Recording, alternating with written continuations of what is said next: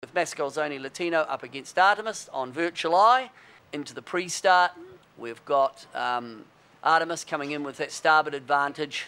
And really it was all about, I think, the positioning of where you wanted to be, and it was Artemis who fouled out. It was this next jibe. It was down in this area. Look for Artemis.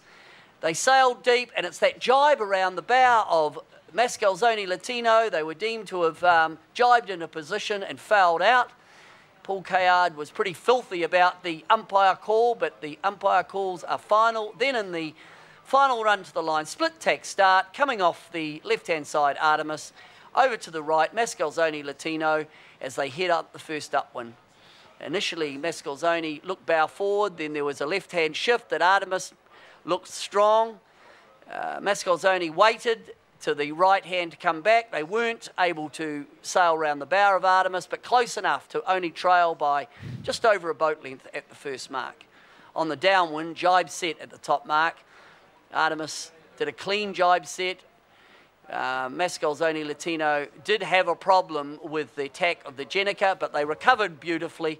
And then on the downwind, they just kept it close. Brady and Cameron Dunn, Morgan Larson keeping it close, laying through with that wind shift to the bottom mark gate. And at the bottom mark gate, both boats taking, because it's closer to the top mark, the left-hand marker buoy around the bottom mark gate. Mascalzone Latino harden up and then tack. The long board is the port board over towards the centre of the race course, and Artemis needed to extend a lot or engage, and that played right into the hand of Mascalzone Latino, over to the starboard ley line, past the starboard ley line. Mascalzone Latino not overlapped at the top mark, played the game beautifully, around the change mark.